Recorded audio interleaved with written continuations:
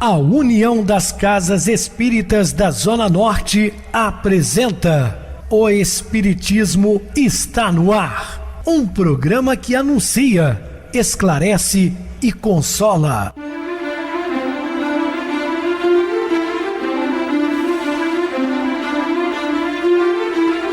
Não se turve vosso coração.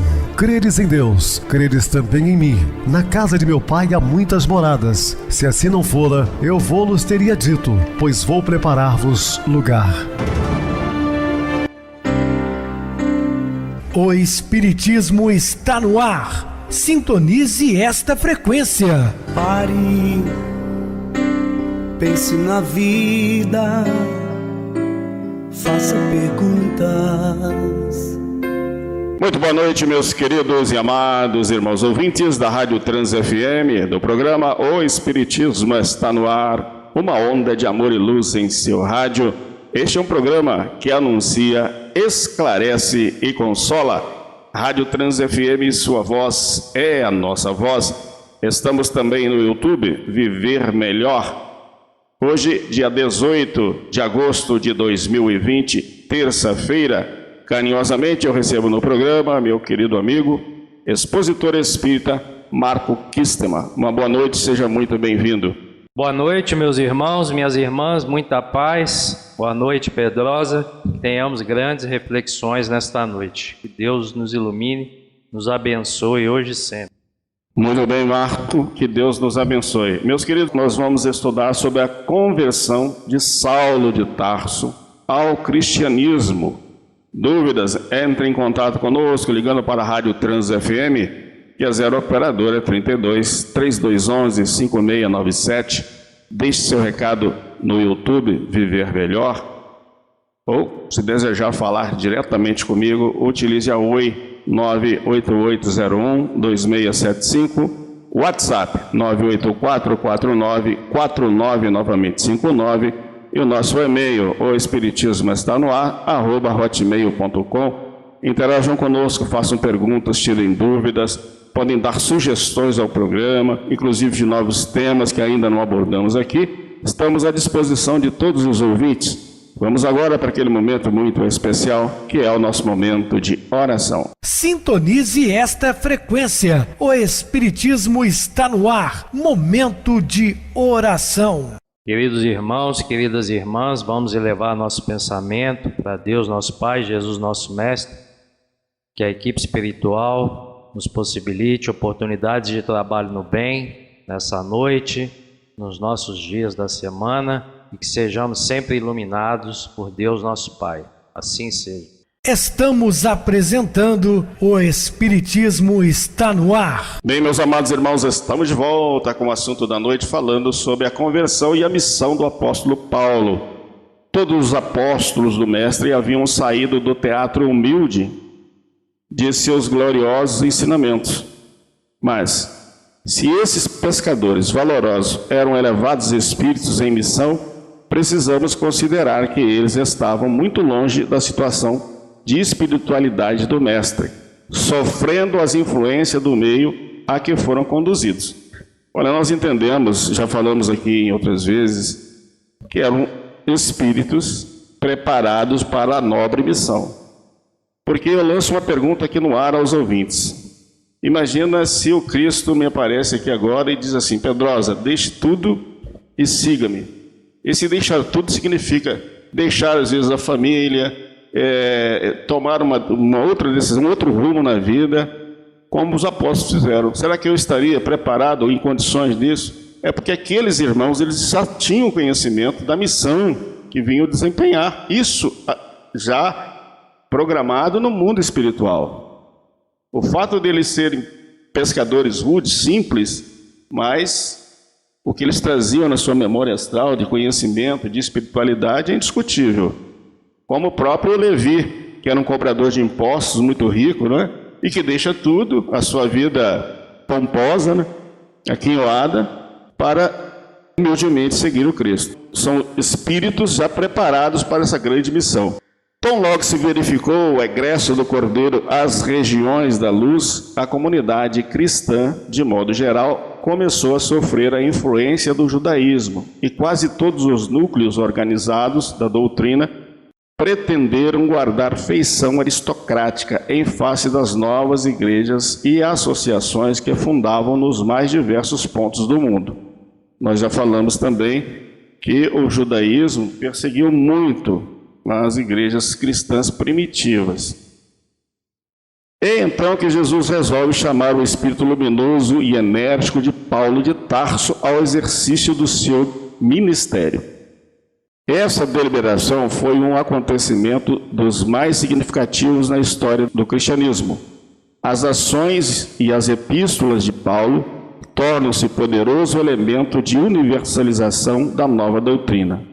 É de suma importância. Paulo de Tarso, depois do Cristo, é o homem mais importante do cristianismo, e foi através dele que toda a humanidade vai tomar conhecimento um dia do cristianismo, embora ainda não, porque apenas 2/3 da população mundial pertencem à doutrina cristã, mas nós sabemos que no futuro todos se curvarão, porque o próprio Cristo disse que nenhuma das ovelhas que o Pai me confiou se perderá.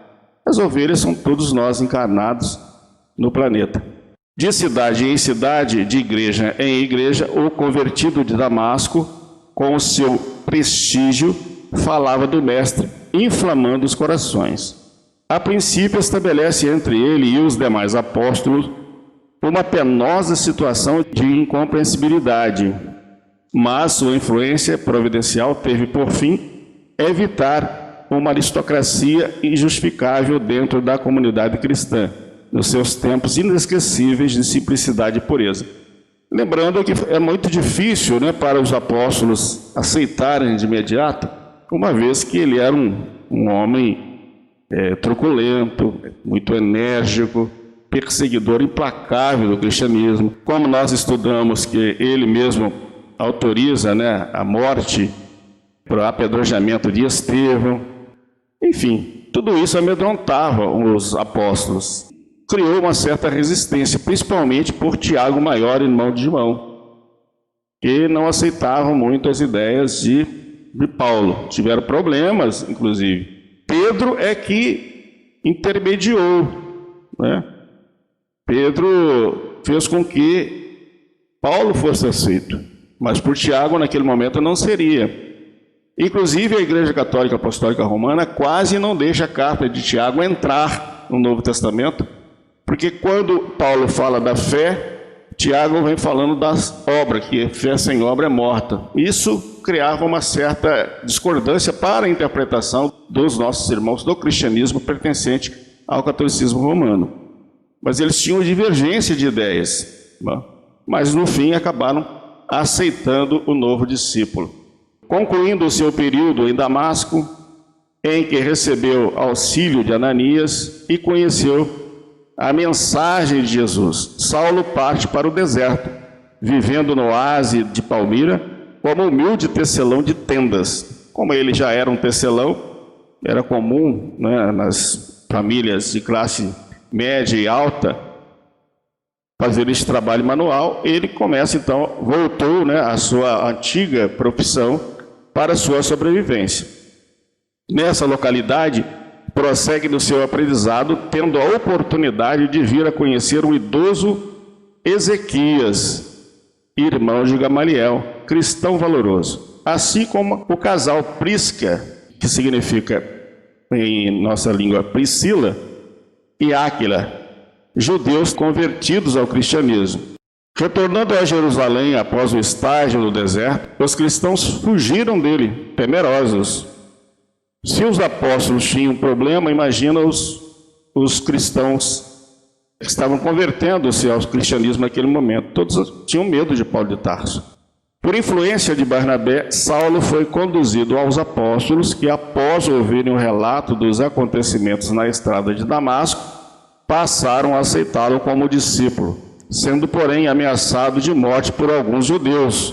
Os apóstolos levaram-no a Cesareia e depois a Tarso. Está em Atos dos Apóstolos, capítulo 9, versículo de 2 a 30. Então, para o amado ouvinte, se quiserem fazer uma pesquisa sobre Paulo em Atos dos Apóstolos, no capítulo 9, 2 a 30. Os cristãos que se dispersaram após a morte de Estevão em consequência da perseguição de Saulo, espalharam-se pela Fenícia, Chipre e Antioquia, pregando nessas localidades os ensinamentos de Jesus. A notícia dessa pregação, porém, se espalhou chegando aos ouvidos de Barnabé, que se encontrava em Jerusalém. Entusiasmado, este apóstolo partiu para Tarso em busca de Paulo, e durante 1 ano pregaram junto o evangelho na igreja recém-criada de Antioquia para judeus e gentios. Gentios, pessoas não religiosas daquela época, né? Então eram chamados de gentios. Foi em Antioquia que os discípulos, pela primeira vez, foram chamados de cristão. Está em Atos dos Apóstolos, capítulo 11, versículo 25 e 26. A palavra cristão significa partidários ou sectários do Cristo, forma popular, né? Ao criarem esta alcunha, os gentios de Antioquia tomaram o título de Cristo, ungido, Messias, por um nome próprio. Portanto, a missão de Paulo não foi fácil, sofreu toda sorte de atribulações. No entanto, a partir de sua conversão na estrada de Damasco, por volta do ano 36 da nossa era, se nós colocarmos um ano zero para o Cristo, e a sua morte, né, o seu desencarne físico pela crucificação no ano 33, isso acontece no ano 36, ou seja, 3 anos após a morte do Cristo. Ele vai consagrar toda a sua vida ao serviço de Cristo, que o conquistou. Está em Filipenses 3:12. Depois de uma temporada na Arábia e no regresso a Damasco. Está em Gálatas 1:17. Onde ele já prega, está em Atos dos Apóstolos, capítulo 9, versículo 20, sobe a Jerusalém pelo ano 39, Gálatas 1:18, Atos dos Apóstolos 9:30, de onde é reconduzido a Antioquia por Barnabé, com o qual ensina, também está em Atos dos Apóstolos 9:26, 27 e 11:25, 26. A missão de Paulo pode ser resumida em 3 palavras: fé, esperança e caridade. Agora, portanto, permanece a fé, a esperança e a caridade. Essas 3 coisas, mas a maior delas, porém, é a caridade, que está registrada em 1 Coríntios 13:13. Meus irmãos, isso é um poema divino, não é? É uma mensagem belíssima que o vocalista da banda Legião Urbana transformou, inclusive, em música, Renato Russo. Lindíssimo, ainda que eu tivesse dos anjos e dos homens, enfim. Mas se não tiver caridade, para nada serve. A fé é uma posse antecipada do que se espera, um meio de demonstrar as realidades que não se veem. E para demonstrá-lo, discorreu longamente sobre todas as coisas maravilhosas que os hebreus haviam aceitado no passado pelo puro e singular testemunho da fé.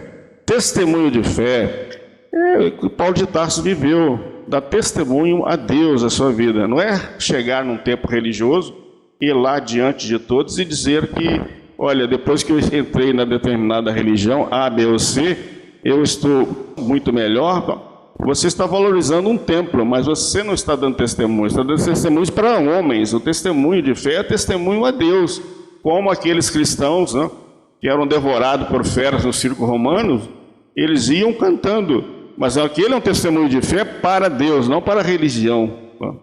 Por isso que a doutrina espírita não tem esse negócio de testemunho, aqui a pessoa vem relatar a sua vida própria, para coisas particulares, íntimas, ao público.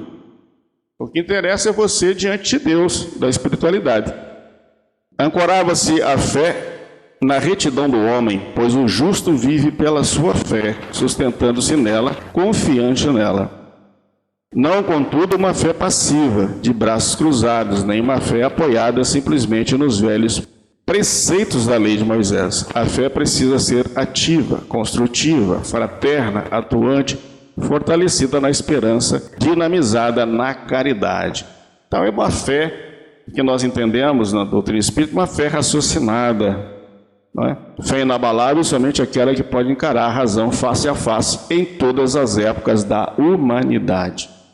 A esperança em Paulo está intimamente ligada à fé, que por sua vez vem do testemunho daqueles que viram e falaram com um ser oficialmente morto. A ressurreição do Cristo é o seu argumento decisivo em relação à esperança. Na estrada de Damasco, ele viu o Cristo vivo e recoberto de luz, depois de estar oficialmente morto há vários anos. Nesse caso, referindo-se até então a Saulo de Tarso, que depois se converteria em Paulo de Tarso, né? Um dos maiores, se não o maior divulgador do cristianismo que nós conhecemos. Dessa forma, para Paulo, a descoberta mais retumbante foi que o ser não morre para sempre, como nós sabemos muito bem das infinidades de existências que teremos nas várias moradas da casa do Pai.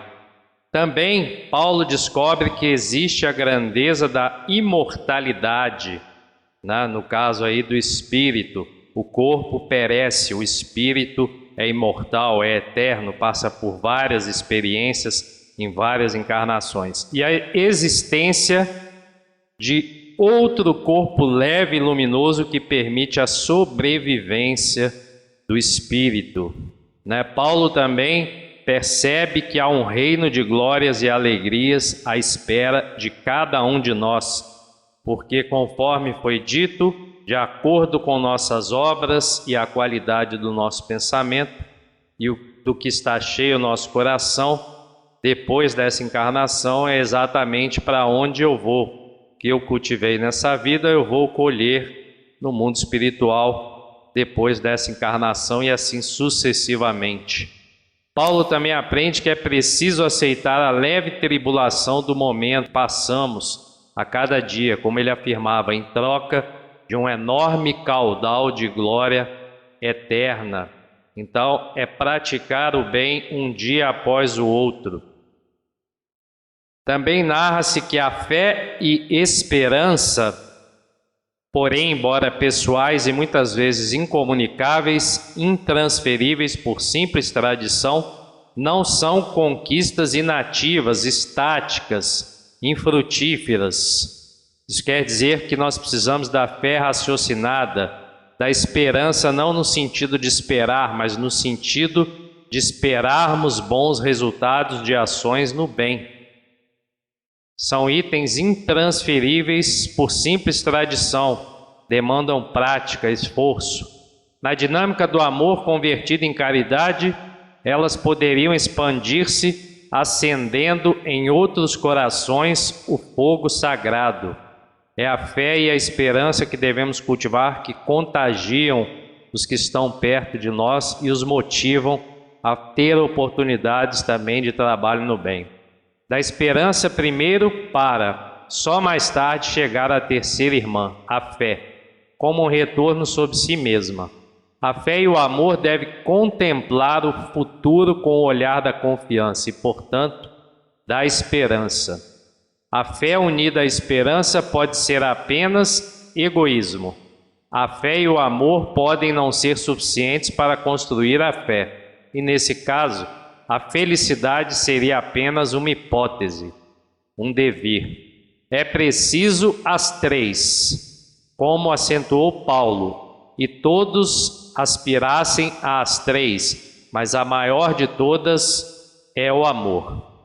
Fica claro assim porque um dos mais belos textos de sua autoria é o capítulo 13 da primeira epístola aos Coríntios, que versa sobre a caridade e o amor, assim como o capítulo 11, epístola aos Hebreus, que trata da fé. Não nos esqueçamos, contudo, de que, balanceado as duas, em sua mente privilegiada, Paulo conclui que o amor ainda é mais importante do que a própria fé, especialmente a dinâmica do amor que se expressa na caridade, no serviço ao próximo, a tônica do pensamento de Jesus. Assim, a fé foi sem dúvida o instrumento que garantiu a Paulo a força moral para vencer as vicissitudes, as dificuldades, vencer os obstáculos da vida. Todavia, soube compreender que somente o amor faz o homem elevar-se aos píncaros da felicidade verdadeira, da felicidade plena, da felicidade que é conquistada a cada dia. Coloca assim, sem equívoco, a caridade acima da fé. É que a caridade está ao alcance de toda a gente, do ignorante, do sábio, do rico, do pobre, e independe de qualquer crença em particular. Faz mais, define a verdadeira caridade, mostra não só na beneficência, como no conjunto de todas as qualidades do coração, na bondade e na benevolência com o próximo. Daí a importância da gente cultivar a caridade, a fé, o amor e a esperança, mas sobretudo o amor liderando todas as outras ações na nossa existência. É isso mesmo, Marco, o assunto é muito importante, mas deixaremos para o programa de amanhã, onde nós vamos iniciar sobre as viagens do apóstolo Paulo. Vamos agora para o nosso intervalo musical e a seguir a nossa oração final.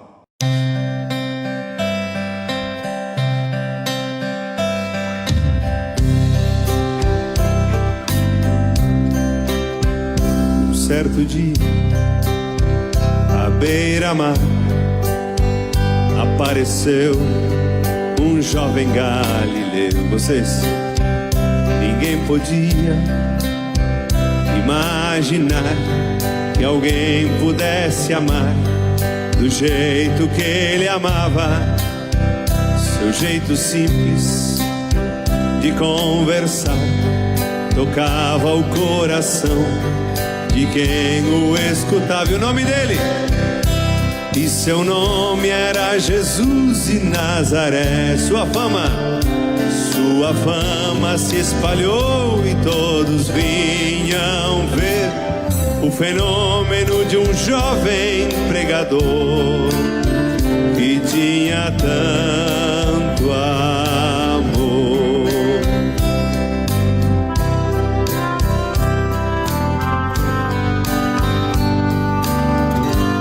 Imaginando Jesus naquelas praias, naquele mar, naquele rio, em casa de Zaqueu, naquela estrada, naquele sol, e o povo a escutar histórias tão bonitas.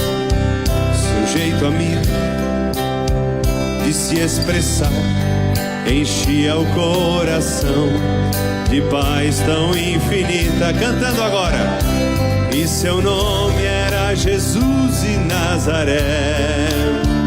Sua fama se espalhou e todos vinham ver o fenômeno de um jovem pregador que tinha tanto amor. Em plena rua, naquele chão, naquele poço, em casa de Simão, naquela relva, no entardecer, o mundo viu nascer a paz e uma esperança. Seu jeito puro de perdoar fazia o coração voltar a ser criança. E o nome dele? E seu nome era Jesus de Nazaré. Sua fama se espalhou e todos vinham ver o fenômeno de um jovem pregador que tinha tanto amor.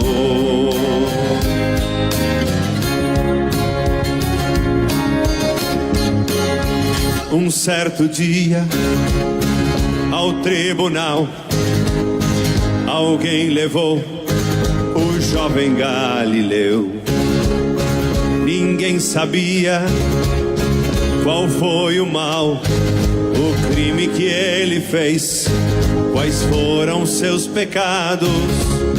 Seu jeito honesto de denunciar mexeu na posição de alguns privilegiados e mataram a Jesus de Nazaré.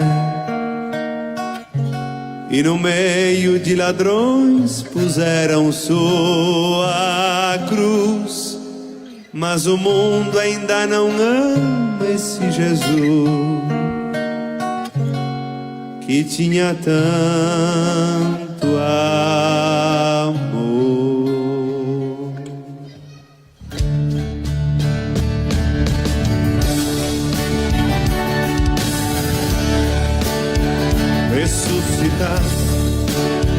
Ressuscitou. Após 3 dias a vida ele voltou. Ressuscitado, não morre mais, está junto do Pai, pois ele é o Filho eterno e hoje vive em cada lar. E onde se encontrar um coração fraterno, proclamamos que Jesus de Nazaré, glorioso e triunfante, Deus conosco está. Ele é o Cristo, é a razão da nossa fé, e um dia voltará.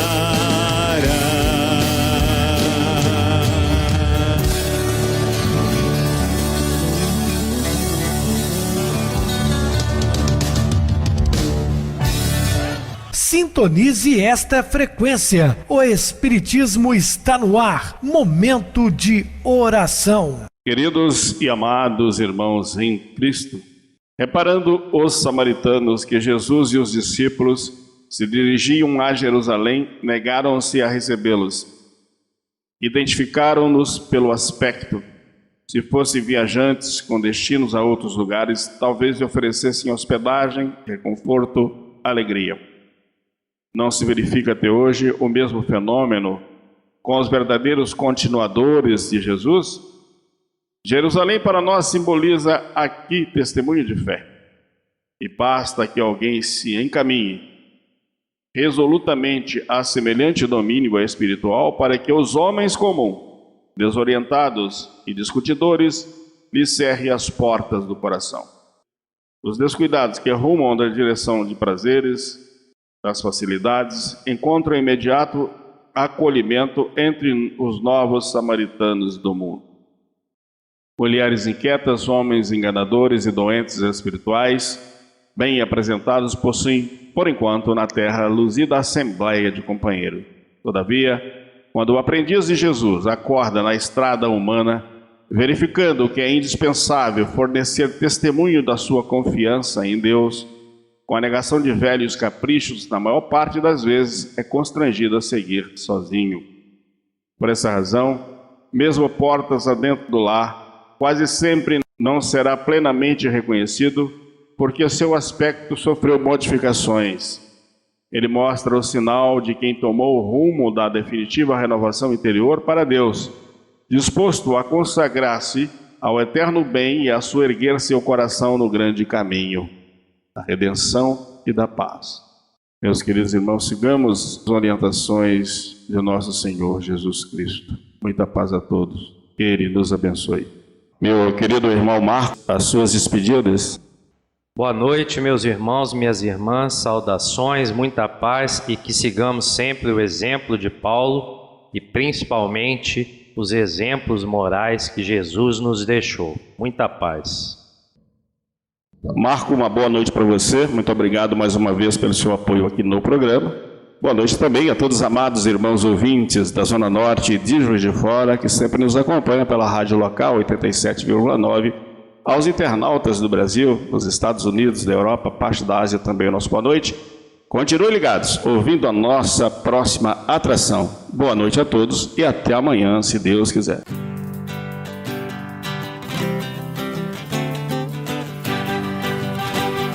A União das Casas Espíritas da Zona Norte apresentou O Espiritismo Está no Ar, anunciando o Evangelho de Jesus, esclarecendo sua mensagem, consolando corações. Olhe pro céu e descubra imagens de luz. Se tem Jesus, o amor todo que Deus te deu. Pense no bem, no melhor em que pode fazer. Seja o que for, também vai receber. De coração, ajude o irmão. A caridade é o caminho do amor. Faça ainda que possa sofrer, pois bênçãos de Deus há de ter. Ame, perdoe e viva melhor a natureza, o céu e o mar. Veja o encanto que a vida nos dá, a chance eterna que temos para amar, para amar. Olhe pro céu e descubra imagens e luz. Sintem Jesus, o amor todo que Deus te deu. Pense no bem, no melhor em que pode fazer. Seja o que for, também vai receber. De coração, ajude o irmão. A caridade é o caminho do amor. Faça ainda que possa sofrer, pois bênçãos de Deus há de ter. Ame, perdoe e viva melhor a natureza, o céu e o mar. Veja o encanto que a vida nos dá, a chance eterna que temos para amar.